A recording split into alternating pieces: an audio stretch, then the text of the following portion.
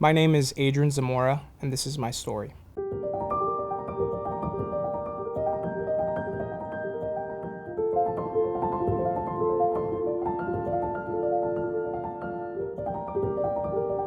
I remember asking my world studies teacher if it was even worth applying to college, knowing I was not going to qualify for FAFSA, knowing that I did not qualify for a majority of the scholarships out there, knowing that my parents would not be able to afford it, and most importantly, knowing that I was undocumented.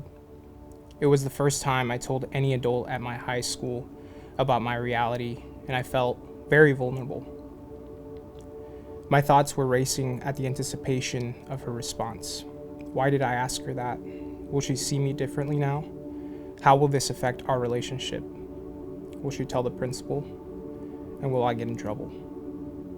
She closed the door to her classroom during her study hours to discuss my situation and empathized with my reality.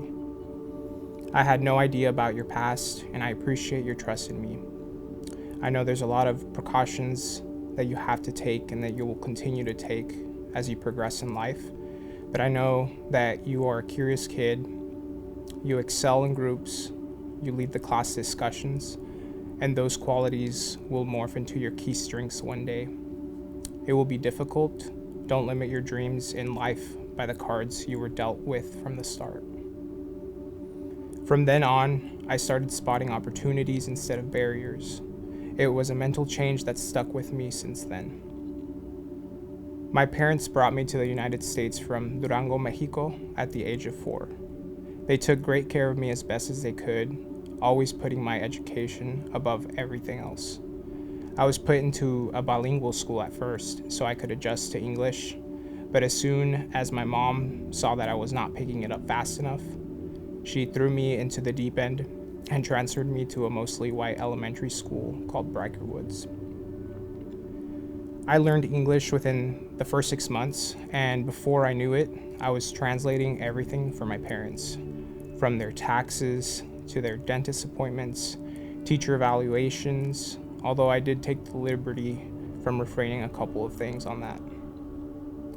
One of my earliest memories was finding out that my mother needed surgery on her ear due to a horrible treatment she got back in the rural town we were from. She had an ear infection as a girl that was treated with a water syringe, and it was poorly done with more pressure than the human eardrums could handle, and she had lost most of her hearing on her left ear since then.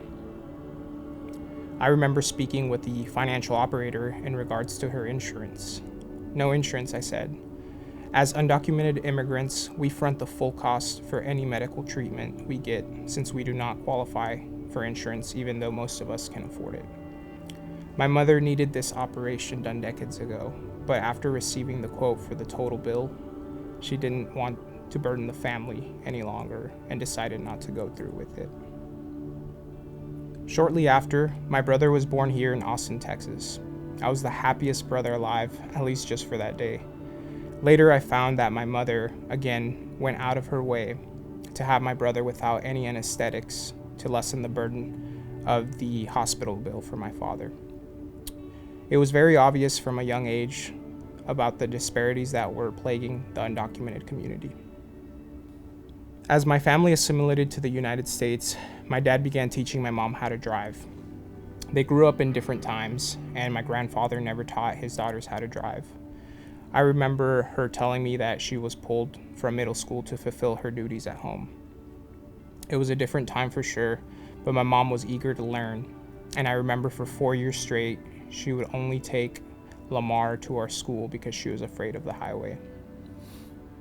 When she got her license, I was so happy and proud of her. She now had a valid ID and did not have to drive in fear any longer. That only lasted for a decade or so, because around 10 years ago, a new law passed stating that anyone without a social security number could not receive a license. It would change the lives of hundreds of thousands of people who would never get the opportunity to learn how to drive safely like my parents did. And the law would immediately label them as criminal subjects to a citation at best or deportation at worst.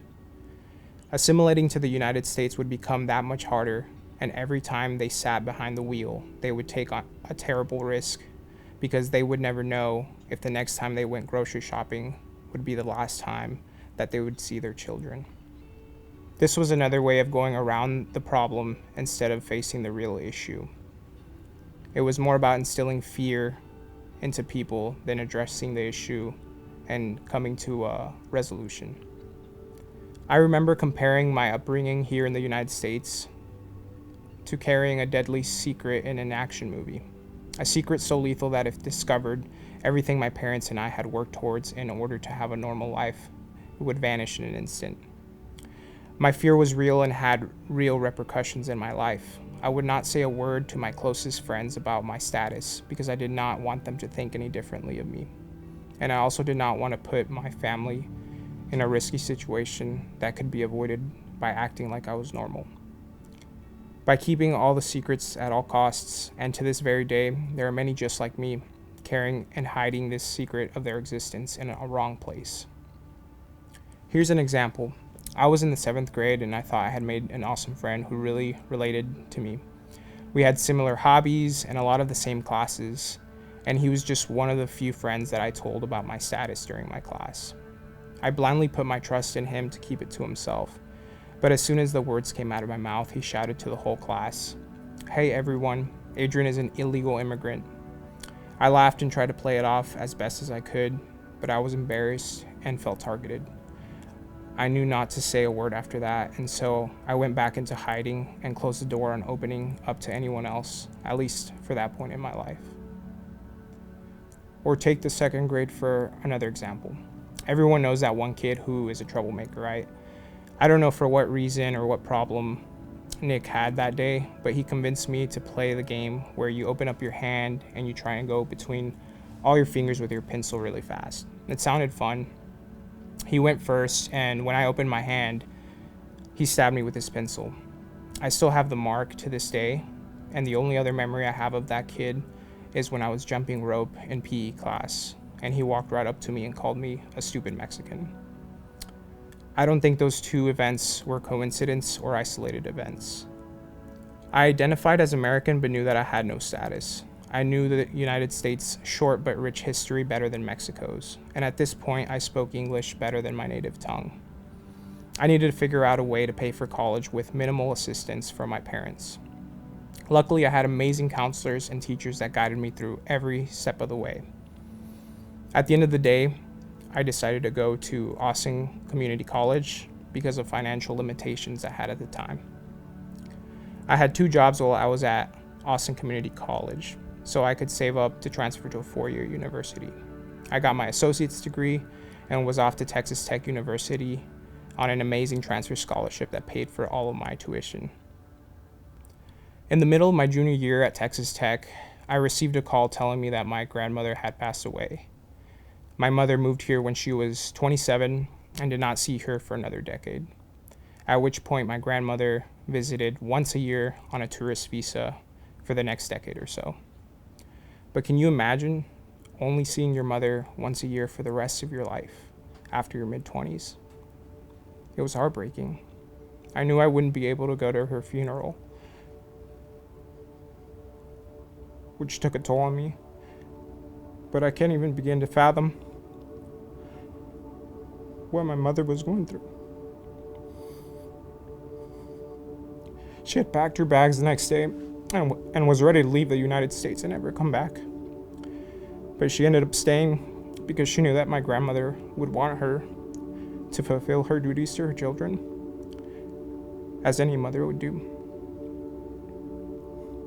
5 years later, and my mother has still not been able to go and visit her mother at the cemetery to pay her respects. This is just one example of what mothers and fathers sacrifice to their children when they cross the border. And just like that, after almost being done with college, after doing an internship and having a job offer, I was painfully reminded of my barriers. I was okay with having multiple jobs to pay for college, with not being able to study abroad while I was in college. I was okay with a lot of things, but I never imagined that my mother would have to endure something like that just so she could watch me grow up to be the man I am today. As we go through life, our brains tend to filter out experiences, memories, or issues that really don't apply to our everyday lives or have a significant impacts in our immediate social bubbles. It's just a natural human tendency that we have that programs us into our familiar daily cycles. This is why it's hard to be consistent with goals, because we are constantly bombarded with information like social media, studying for exams, making plans with friends, etc. Our brain is always trying to figure out what the next thing is, and that cycle of planning competes with looking meaningfully and constructively towards the future. It's one of the reasons big problems that require years to solve often get ignored. Yet that kind of critical, strategic, future-oriented thinking is a distinction of human consciousness. Think of the plastic in the ocean, for example. We know it's there, we feel guilty about it, possibly a little bit more during Shark Week or when we visit a nasty beach. But then when we're back in our homes and we get back into our social bubbles, and the problem of plastic disappears from our thoughts. I implore you to not let this happen with immigration and the steps that need to be taken to enable a safer and more educated United States. We all know that it's an ongoing issue, but it might not affect your everyday lives, but it does affect my everyday life and 700,000 other dreamers that are a subset of the 11 million undocumented immigrants in the United States.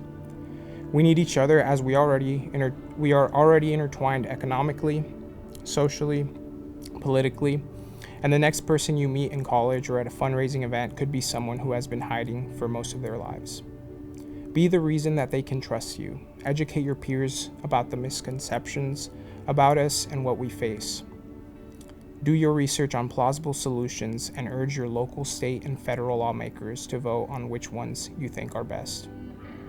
You are our voices because we don't have one on paper, but you're hearing me now, and I am living proof that someone who didn't speak a lick of English when brought here overcame many of the issues that still need to be tackled nationally. The college debt crisis, I'm debt-free and it can be done. Unemployment after college, I was hired into one of the best finance development programs in the world after college. And even so, my barriers are still not over. When my company's international conference in Singapore was announced, I had the trust and the courage to tell my manager that I could not go because I was a dreamer. Thankfully, my high school teacher wasn't the last person in my life who was open to learning about my past. Throughout college, my career, and even now, I am thankful to share my journey with you.